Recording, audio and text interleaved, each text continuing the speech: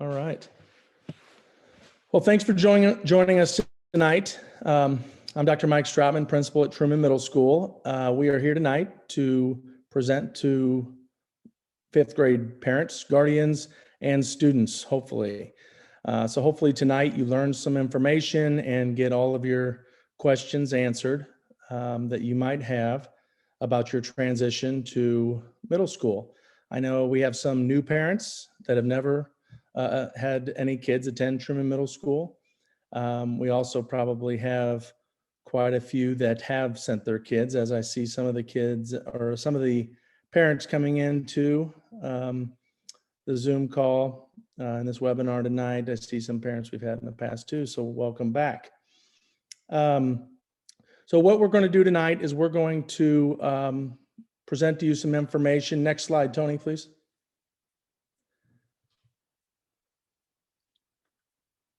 This is kind of what we're going to cover tonight. So really there are multiple opportunities for your child to transition to the middle school successfully.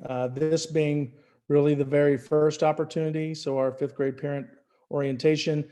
We also have a fly up day we'll be talking more about, and also a transition day. So plenty of opportunity to adapt to a new school. And for some of you, it'll be your second school. So we're really excited for an opportunity to serve all of our students and families. We'll be covering tonight some introductions, so you'll get some faces with some names. We'll also be talking about teams and what teaming is all about, middle school programming in general. And since we just recently did some middle school redesign, this is an updated presentation. We'll give you kind of a different look than maybe you've seen before. We'll talk about what core, elective, and intervention courses are. Also, how to get involved at Truman. That's probably one of the most successful ways to transition your child, is as we get into the fall, you get them engaged in something at school. And hopefully we'll be talking more post-COVID, and we'll be able to do things more typically than we have in the past. We'll also have some frequently asked questions that will be in there. We will also offer you an opportunity tonight to ask some questions. So that's going to be done in two different manners. You'll be able to ask questions through the Q&A part of the app here. So you can always find that on your bottom toolbar. We'll also be answering some of those via text. We'll also be answering some of those at the end of the presentation. We will be going through the presentation first. As Dr. Wright or myself maybe gets an opportunity, we might respond to some of the questions that are within the Q&A section if they're a little more simple and don't require a ton of text. All right. All right, Tony, next slide, please. All right, so just a brief introduction of myself. I'm Dr. Mike Strautman, principal at Truman Middle School. This is my 5th year as principal at Truman. I am fortunate to serve the Lindbergh community and love Truman Middle School and all of our staff and students. We do an amazing job on a daily basis. And most of the amazing job is done by other people around me. So it's really fun to have great people surrounding you. This is my 20th year in Lindbergh. Perfect. Okay. 20th year in Lindbergh. Before that, I served as an assistant principal. Before my current 5-year role as principal, I served as an assistant principal for 4, also at Truman. I served as an area coordinator for 6 years before that, and then also a special education teacher in the district. I've worked in many of the elementaries and all of the secondary schools. So that's a little bit about myself. Hopefully you can learn a little bit more about me as we move into next year. Dr. Wright, I'm going to have you introduce yourself and give us a little bit of background. Thanks. Good evening. I am Jenna Wright. I am the assistant principal here at Truman, and I'm so excited to meet you all and to get to know your kids as they join us next year. The way Dr. Strautman and I kind of divide up, we all work with all kids, but we try to really hone in because relationships are so important to us. So I will be working with your students, primarily going to lunch every day with them, going into classrooms a lot to see them. And I will actually travel with them for their 3 years. So we are really excited with the way that we do things, that we can really get to know you, your family, your kids. So You'll be working with me for the next 3 years. So a little bit about me. This is my 15th year here in Lindbergh, my 5th year as the assistant principal here at Truman. Before that, I was an instructional coach. Through central office, I worked with K through 12 teachers and helped teach them how to teach math. It was an awesome job, but I definitely missed being in the building every day. Before that, I was a middle school math teacher over at Sperring when we were one very large middle school. So very glad that we split into two and became Sperring and Truman. And I'm happy to be here at Truman working with your kids. All right, thank you, Dr. Wright. Next slide, please, Tony. All right, also on our call tonight, I want to introduce you to your 6th grade counselor for next year, Mrs. Lindsay Marcus. She joined us this year. This is her first year at Truman, and she joined us from another district, and she has done an amazing job for us. Really all about building connections with students and families so that we can best serve all of your needs. Lindsay, do you want to add anything additionally? I was just going to piggyback up what Dr. Wright said. I'm going to be traveling with the 6th grade year class all throughout middle school. So I'm super excited that I get to be your counselor for 6th, 7th, and 8th grade. All right. We also have, not on the call, but as counselors that serve students at Truman, we have Mrs. Carolyn O'Daniel, who's serving 6th grade this year, but will serve those same 6th graders in 7th grade next year. And then Mrs. Carrie Pulliam, who will be working with 8th grade students next year. Mrs. Megan Reek, she is our guidance secretary, and she is awesome. And she is a good person to call and reach out to if you need to get a hold of the counselors pretty quickly. She can definitely make that happen. Next slide, please, Tony. Just a couple of the other office staff that you might see in the building. We're hoping to welcome parents back into the building as well next year. I know we have had about a year from that. And so again, hopefully post-COVID, we'll get back to some sense of normalcy. Mrs. Jody Avery, she works with, that's Dr. Wright's secretary. Mrs. Kelly Camrood, she is our attendance and additional secretary in the office. And also Mrs. Carrie Hunter, who is my secretary. Next slide, please, Tony. So you will get to know a lot more about the team teachers. I'm just going to kind of give you a brief introduction. This is 6 green. So we have 2 teams in middle school, green and gold on each grade level. They really represent nothing more than they are some teachers on a specific team that work and team together on a regular basis to meet the needs of your students. There are some students who will have all 4 teachers on one team. You may also have a teacher off team in order to make some schedules work. So it does work out like that sometimes. But generally speaking, these will be 4 teachers who will be working together with a group of students, roughly half of the 6th grade, and we'll be working with them to help them grow and succeed. So this is Team 6 Green. We have Mr. Althage, Miss Deary, Mrs. Reed, and Miss Solomon. Next slide, please, Tony. All right, and Team 6 Gold, same concept. They're also going to be working with your students. All students are kind of randomly generated and placed onto teams. So you may end up with one team or the other. Mrs. Frank, Mr. Hazelton, Miss Cole, and Mrs. Erhan. So there are 8 amazing teachers that work with our 6th graders and have done an amazing job of helping transition many other students as well.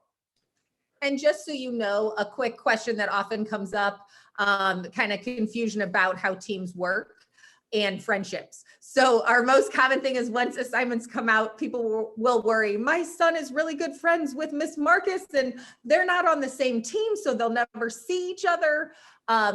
Kids have a lot of opportunities, and we'll talk about how often they'll mix together. Being on the same team is not like in elementary, a homeroom.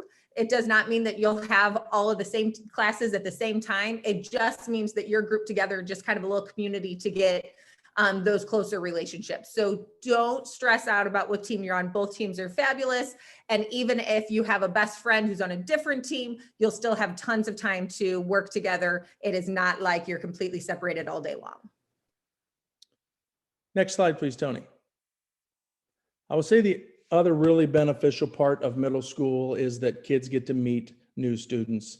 It's a great opportunity. It is slightly anxiety producing for some students, mostly parents, about this, but they definitely have taken advantage of an opportunity to meet new kids, and even in a challenging year like this year, that has been the case. So just a new opportunity, definitely. So as we talk about middle school programming, we kind of already talked about team assignments for green and gold. So we'll move on to team core courses. So there are really 4 core courses: English language arts, which is referred to as ELA, math, science, and social studies. Health is also actually kind of within the core because it's not during one of their grade level elective times, but they'll have a daily health and fitness class as well. This is proves to be really valuable to have a daily fitness class because students don't have recess anymore. We do have some opportunity at lunchtime to kind of get outside and move around, as well as during PE, at least for 50 minutes a day. So that's a good opportunity. But when you hear about core classes, you're talking about ELA, math, science, and social studies. Flyer time is also going to be kind of mixed with the word flex time this year. So flex time and flyer time is going to be 4th hour for students. Right now, flyer time is at the beginning of the day. We moved it to 4th hour to help with a couple different things. But right now they're going to be working on flyer time on character building. We have some character strong curriculum, a new curriculum we started this year. That's fantastic. Kids are engaged with it, and they generally love these lessons. Many of these lessons are taught by students as well, and so that's a leadership opportunity. We have a group of students called Flight Crew who go into classrooms and help facilitate and lead conversations with kids around character building. Flex time, we'll be talking a little bit more about that as well later. Flex time really is an opportunity to use their time flexibly. So it's exactly what it says it's going to be. And I think it's something we're going to be developing throughout the spring, but ultimately it's going to be doing whatever we have to do to help kids grow and be successful. And it may mean that if I'm really struggling with math, for example, I might go see my math teacher during that time. I might do some grade checks with my flyer time teacher to kind of see where I'm at with my grades. And so it's another connection and another relationship that students have when they're at school. The research supports greatly that when students are connected with adults and peers at school and have positive relationships, that their success skyrockets. So that's one of our major goals there. Also within middle school programming is some daily music classes. Band, choir, and orchestra are those daily music classes. Not all students take these classes. So I know that we do have a large percentage of students that do, but those are taken during elective classes, as you can kind of see below as well. So some of the elective class offerings are listed there. And those are all going to be in 6th grade, going to be randomly generated and assigned to students. If they are in need of intervention classes, those will be kind of placed into those elective classes for them. But in general, the elective classes, there will be 2 class periods that will be elective classes. We'll show you some sample schedules later on, but definitely an exciting time for some kids. It's also an exciting time this year because we have some new course offerings. And I'll be sending out not only the video of this presentation, but the presentation itself, as well as some of the Q&A questions that we've either answered or typed in some answers to as well this week. All right. Tony, next slide, please. Dr. Wright. So one of the things that is very different and a really exciting opportunity in middle school is how many different types of classes we have available for students. In elementary school, kids get exposure to things like music and art and PE through their block classes. In middle school, we really want kids to explore and try different things so that they know what they're passionate about. In 6th grade, we randomly assign those classes. And then in 7th and 8th grade, students start to rank their choices for classes they'd like to take. So as part of our middle school redesign, we really looked at our elective options that we had for kids and worked with our elective teachers to create new, different, exciting things for kids to try out. So I'm just going to briefly talk through some of those classes so that when you see schedules in August, you aren't confused at what you're looking at. So music classes, as Dr. Stratman said, there are some daily music, which you already signed up for with Ms. Marcus after those classroom presentations. But there's also music opportunities for students that don't want to take it every single day. So two of the music options we have are a musical theater performance and general music. And in both of those classes, it's about exploring the world of music, getting to try things out, getting to make music in different ways. So there is an option for kids who maybe liked elementary music class, but don't necessarily want to play an instrument every day. So these two classes are opportunities for kids to explore music in a different way. Next slide, please. Another very cool class that we have in middle school is our technology education program. And in that class, we actually have two classrooms. We have the computer lab side and we have the dirty lab side. So kids actually will get to create. So they'll come up, follow through Project Lead the Way curriculum, follow the design process, actually come up with what they're going to create. And then they go over to the lab and they go ahead and make it, whether that be with cardboard, whether that be with wood and saws. So it's a really nice opportunity for kids to just create and get their hands dirty while learning at the same time. Next slide, please. We also have art options, one of those being speech and drama. So taking the art side of things in public speaking and presentation. And then we have a class called Principles of Art and Design, which is an introductory art class at the middle school level, where they'll do some two-dimensional and three-dimensional art projects and learn about the different aspects of art. Next slide, please. This is one that you'll see on your schedule and not remember what it means. So FACS is Family and Consumer Science, what we might have taken as home ec when we were growing up. This for sixth graders is a combination. Part of the class time they'll actually sew. We have sewing machines. We teach kind of hand sewing and the basics of using a sewing machine. And we also have full kitchens and kids learn the basics of cooking. So in sixth grade, it's just an introduction to that family and consumer science, and it'll include both cooking and sewing. And again, that's called FACS. Next slide, please. We also have digital literacy. This also kind of ties into our Project Lead the Way curriculum, but ties into the computer side of things. So programming, coding, and exploring your digital footprint. So kind of learning how to use devices to create and in a different way. Next slide, please. Next, we have world cultures and PBL world cultures. We will try to put every student in a world cultures class. World cultures is going to be an introduction to the 3 modern languages that we offer here at Truman.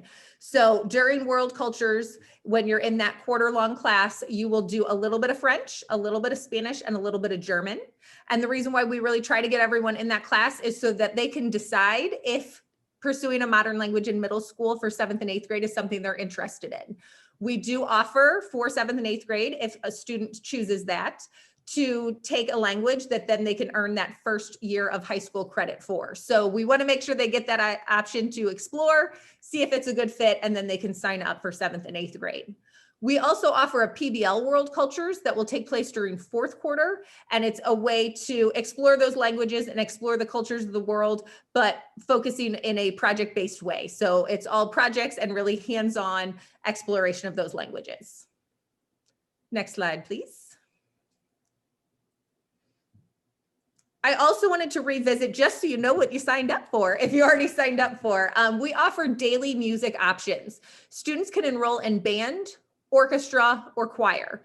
And for those classes, that would be all 4 quarters, every day they would be enrolled in that class. And that's when they will really be learning that instrument or using their voice as their instrument. So for band, they not only needed to sign up, but you need to select an instrument. So if you haven't done that and you're really passionate about wanting to have your student do that, you need to contact Ms. Marcus as soon as possible, please, so we can make sure we get that taken care of. And then in just a moment, I will share with you about some summer band opportunities that your kid can start to explore before the school year begins. Second option is orchestra. If you took it in elementary, it's called strings. It's the same thing. So strings becomes orchestra once you hit middle school. Typically, you have to take 4th and 5th grade strings to be able to come into orchestra. However, for this year, if you have very little experience, maybe you took strings in 4th grade, you started to learn a little bit, and then maybe you enrolled in ARC. And we all know that learning an instrument at home is a little more complicated for a 5th grader. So maybe you haven't taken as much, and now you're kind of worried about entering. We are going to offer a string techniques course as well. So if you're somebody who wants to do strings, doesn't have a ton of experience, kind of dabbled a little bit or hasn't yet, you can enroll. You just need to let us know and we'll put you in that string techniques class where you can get those basics, make sure you're ready to go to join the orchestra then. If you've already taken 4th and 5th grade strings and you have those basics, you would jump into orchestra. So we want to make sure we have a plan that will fit your needs wherever you are. And then choir is a daily class that is really going to focus on those vocals and those performances. Next slide, please. As I mentioned, band has summer opportunities. So if you look at the flyer there on your left, the green one that talks about summer band for beginners, those are going to be courses and opportunities that you can sign your children up for this summer so they can start to figure it out a little bit, so they get a little bit more comfortable before the school year starts. It's not required, but it's really encouraged because one, it's a great way to get them started, to meet friends from different schools that they're definitely going to have classes with, and to have some fun over the summer. So check out the band information if you would like to learn more. Next slide, please. In middle school, we also have interventions. When you're in elementary school and your student receives some interventions, a lot of times they're just pulled out of one of the classes, out of the classroom. We actually have targeted intervention courses that happen during the elective time. So one is Math Lab. If your child struggles with math, maybe has really missed some of those foundational skills, Math Lab is an opportunity to fill in some of the gaps of their learning so that they can catch up to where they need to be for grade level. Students were already recommended for that, but if you have a child who you think really struggles at math and you'd like more information, please let us know so we can figure out if that's a good fit. We have reading strategies, which is a targeted reading class to help students, again, get back to grade level, fill in some of those gaps in their learning. We also have a class called Academic Lab. They can be placed anytime throughout the year. This is a course that's going to help students with some of those really important executive functioning skills. It's going to help with organization. It's going to help with targeted grade checks, helping make a plan, and then some work time to actually complete it. So the teacher really acts as a mentor to those students, working with them to help them get those study habits and study skills. Sometimes that transition from one teacher for the whole year to now multiple teachers with different assignments and classes can be overwhelming for some kids. And so this is a great intervention that we often will, like I said, place them in during the year. So maybe you start the year, your child's doing well, and then October hits and you're like, help, please help. That is when you would call me and you'd call Miss Marcus, and we would be able to see if Academic Lab would be a good fit for your child. The other one is Flex Time. Dr. Stratman talked a little bit about that.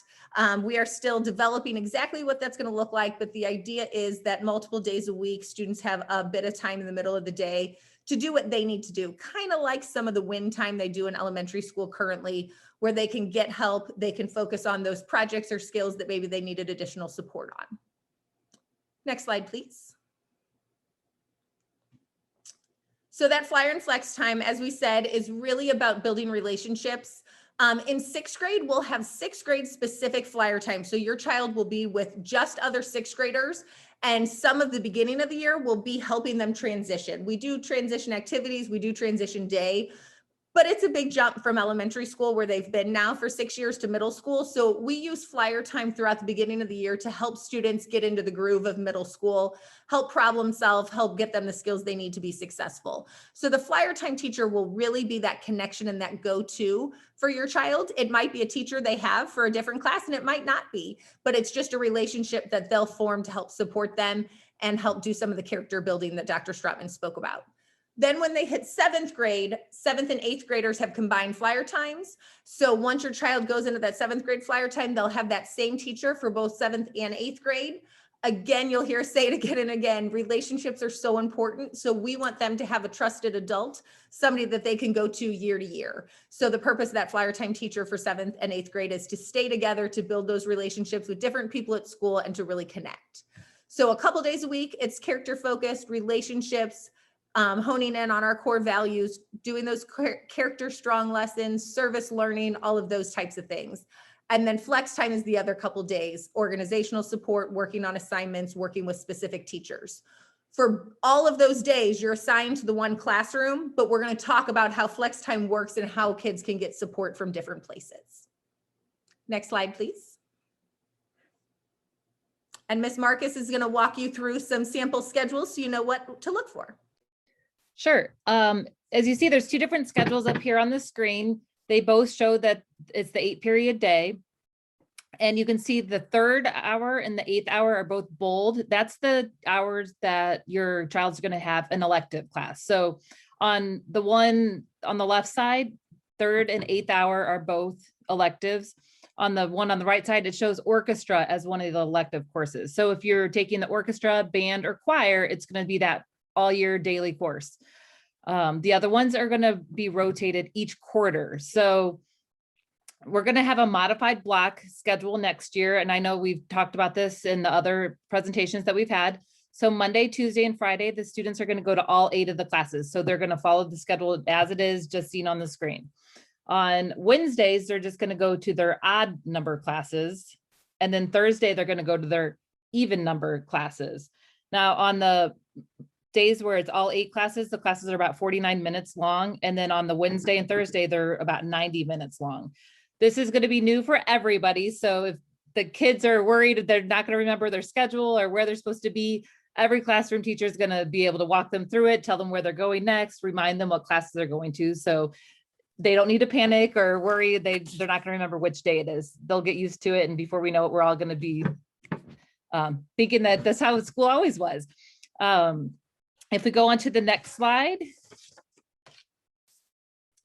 This is going to talk about different clubs and activities that we offer. These can be changed year to year. Sometimes we have more kids that are interested in one topic. Sometimes we don't have anybody that's interested. If your child is interested in something that's not offered, they can always come up to Dr. Stratman or Dr. Wright and they can propose what they want to do.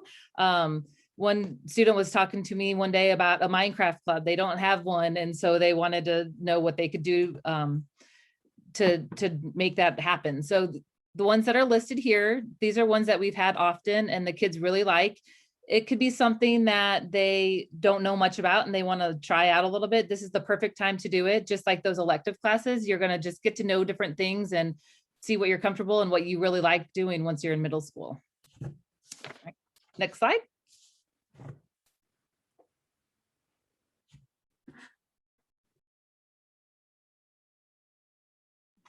I knew I was going to do that. Some of the typical parent questions we have are, how do I connect with so many teachers? Because right now, really, some schools you're coming from have one teacher to talk to. And so how do I connect with so many?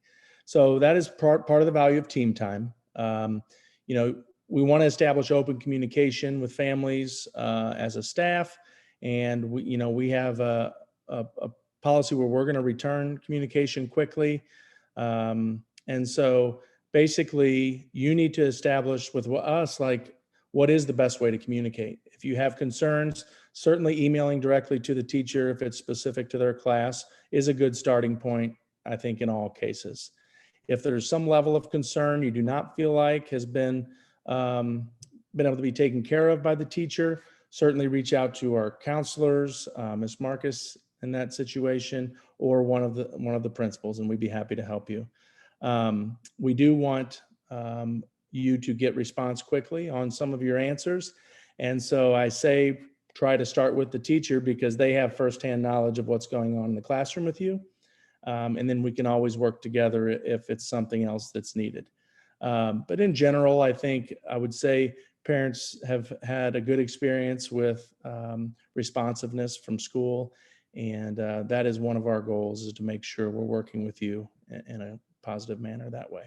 So email, phone calls, whatever works well for you. Some people are like, oh, I'll just do email. That's the easiest way for me. Then that works. If you need a phone call, we can do that too.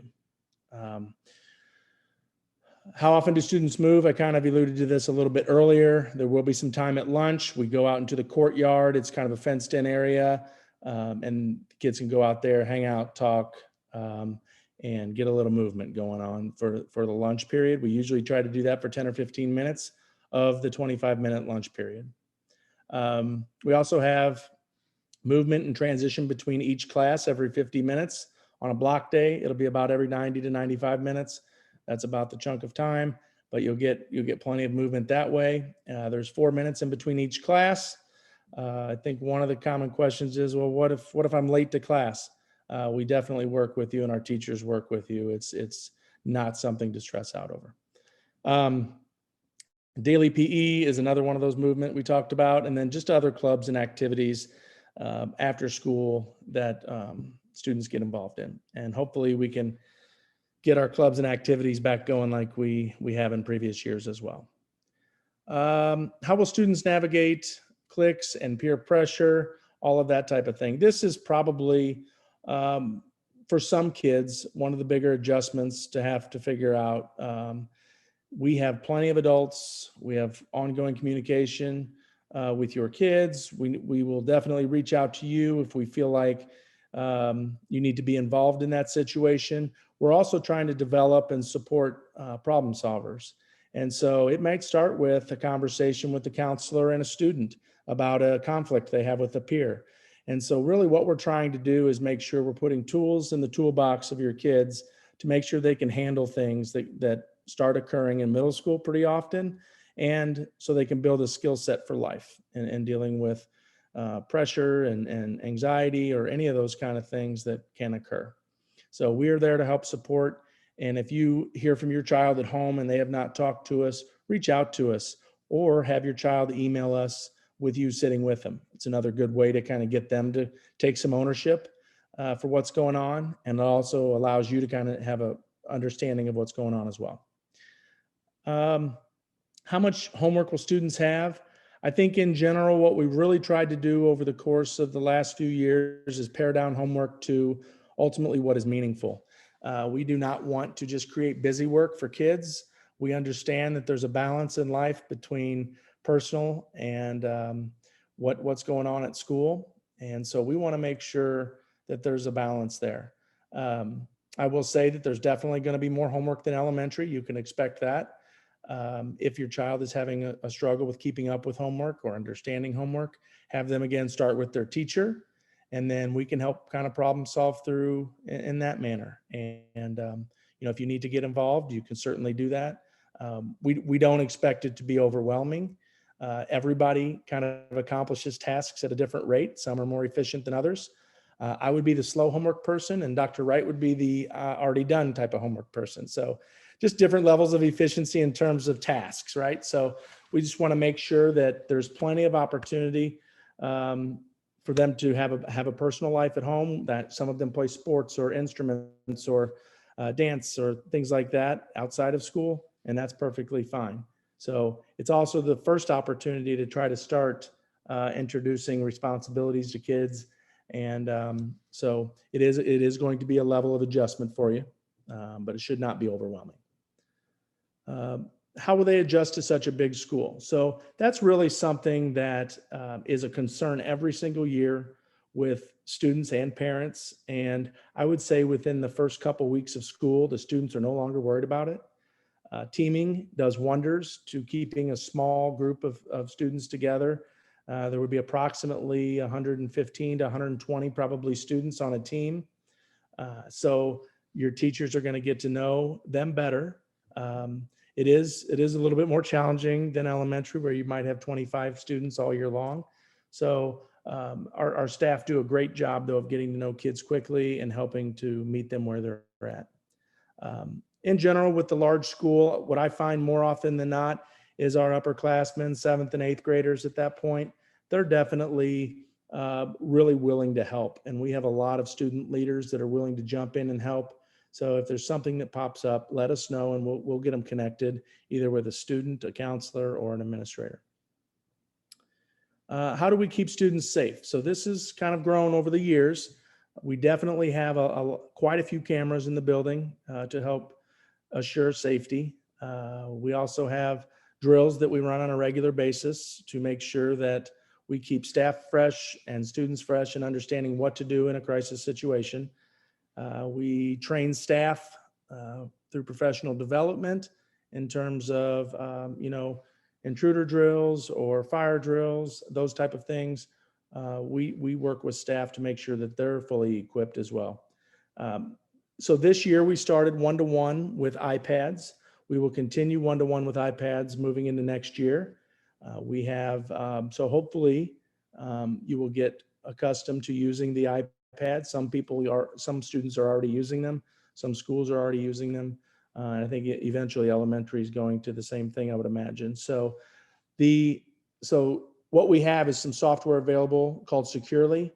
Securely gives emails and notifications to us and families in terms of your activity for your kids online.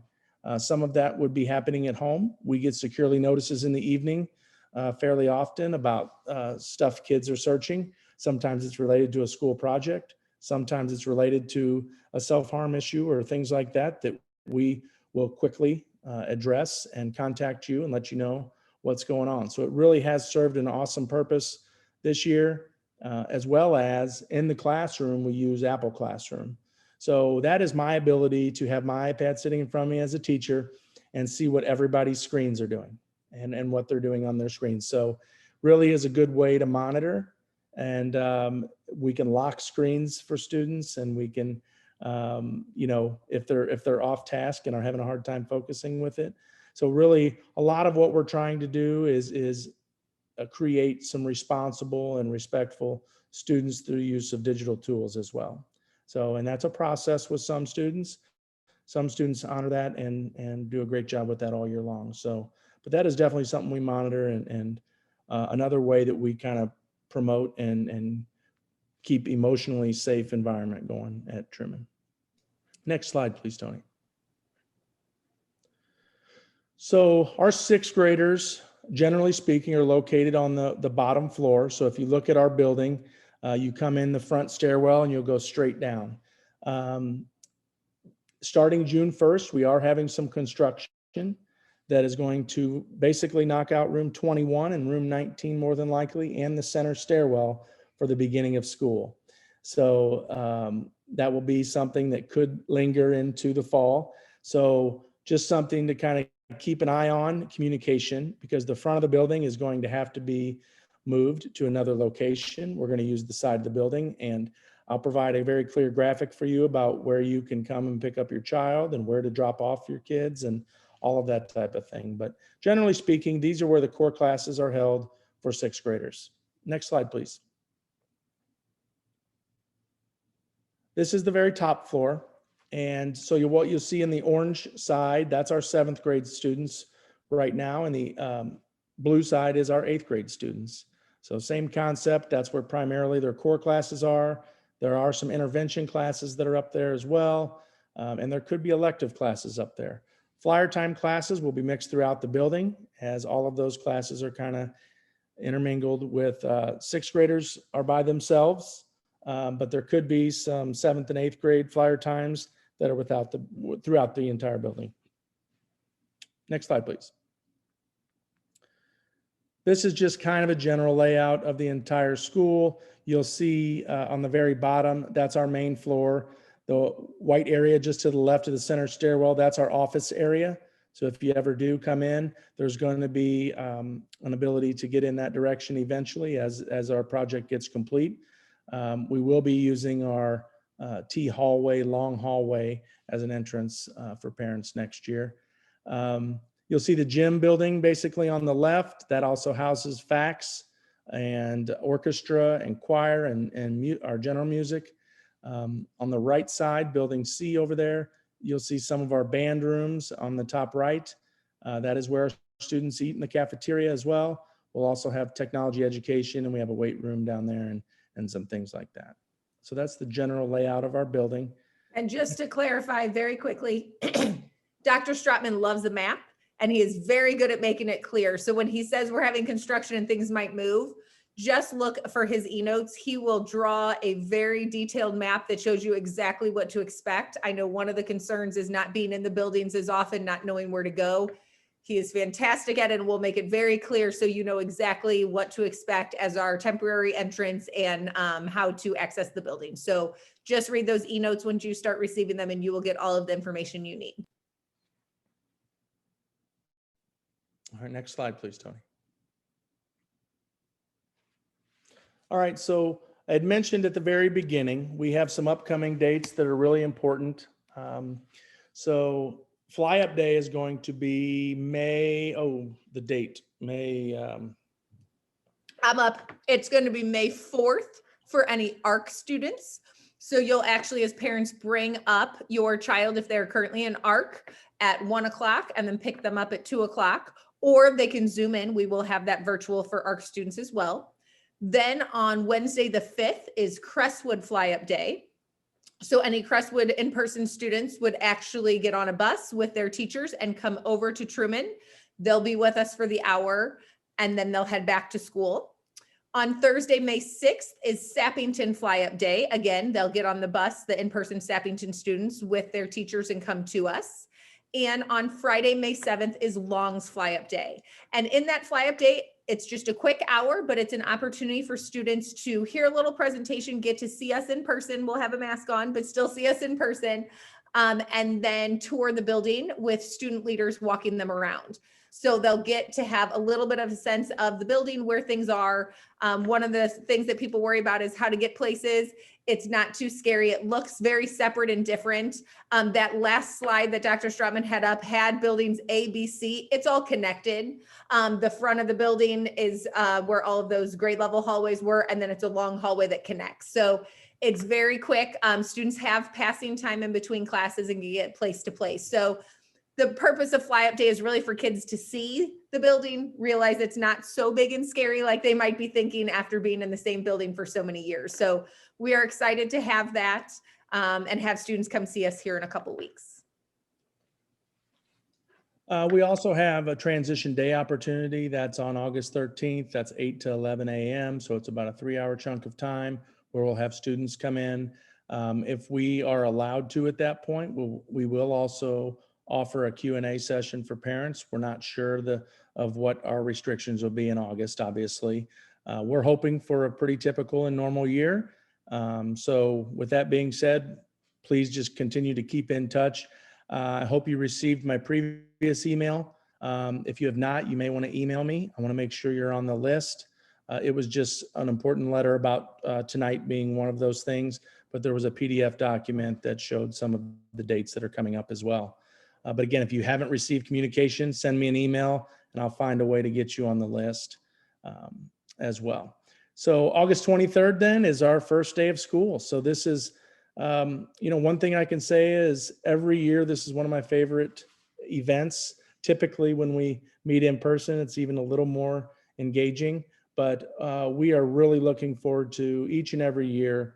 We've developed our 8th graders to be able to transition to the high school, and we see them off, and we're really super excited always to accept a new group of 6th grade students and find out what they can bring to make our school even better as well. So that's kind of some of the transition dates. We're hoping still also to have like an open house, things like that in the fall, and we won't know really more about that until probably during the summer and as the school year gets closer. Next slide, please, Tony. All right, it looks like we've answered about 13 questions in the Q&A part. You should be able to see all of those. We will be printing those off and through a document, and we'll be sending those out as well, so everybody has access to those. Dr. Wright and myself and Ms. Marcus, we're always available for questions so that we can answer the questions and give you the information you need. Now is a good opportunity. If you have any final questions, we'll hang on for a few minutes. If you have any other questions you want to ask right now, some of you might say, oh, I have like a personal question I need to ask about my specific child. that's perfectly fine. You can do that through email, or you can call us any school day at school. And we'll definitely, if we're not available right at the time, we'll get back to you. A couple things that we answer, but I just want to highlight. One, if you have a child who's in person but is quarantined or has any issue that they will miss fly up day, please, please, please email me. My email's on the screen right now, and I will get them connected with our ARC one where we're going to have a Zoom. I want your child to feel comfortable and experience that if at all possible. So if there's any reason why they're not able to attend our fly up day in person with their homeschool, we definitely want to connect them where we can. So please just contact me and I can help set that up.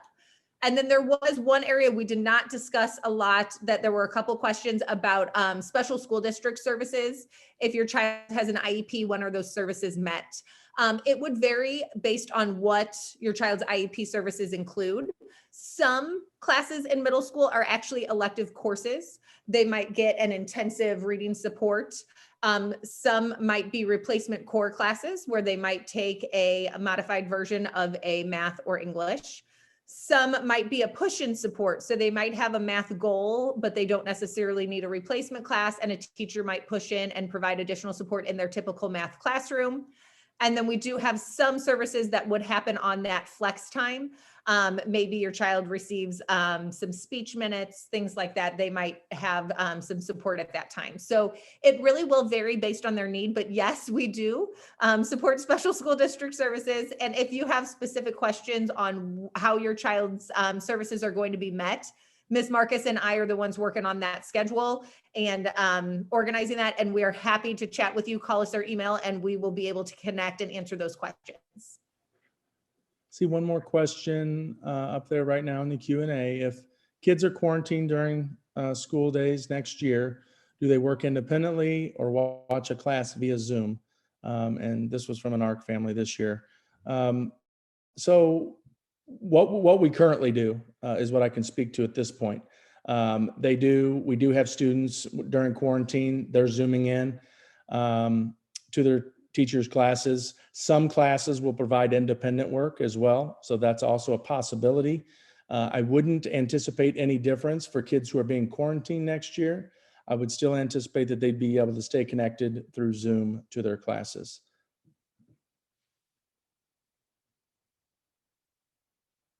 Okay, so there's another question here. Sorry for the late question. Are you allowing virtual students next year? So our ARC program looks different for next year. So that might be a good thing for you to kind of reach out and we can have a phone conversation about. So yes, ARC looks differently next year. There is a virtual option that districts provide. We are working on a final process for what that can look like. That is kind of still in the works for what the virtual programming will look like. ARC will really be used for some acceleration purposes or that type of thing going into next year for math specifically. All right. If you think of things after this, if you're like me, as soon as the meeting's over, you'll think of the question you wish you asked. Do not hesitate to reach out to us. Our job is to help you and to make this transition as smooth as possible for you. So don't think, oh, I'll wait. Just email or call. We are happy to help answer questions and provide any support we can as you transition to middle school. So it looks like the questions are finished. Hopefully that means we were crystal clear. As you get this information though, don't hesitate to review it, ask questions, look back. We're happy to help. Again, we want to partner with you to create success for your child. And so their growth academically, emotionally, we want to help them be the best they can be. And we're there to take some of the strain off of your shoulders in educating your child. So I appreciate you being on tonight. It's been a privilege to talk to you. And we will be in touch very soon. Please be on the lookout for my emails. Again, if you have not received any emails from me, you can check your spam folder because it was sent to a large number of families. And if you have not received it still, just go ahead and reach out and we'll find a way to get you on the list. Thank you. So much. Have a great evening.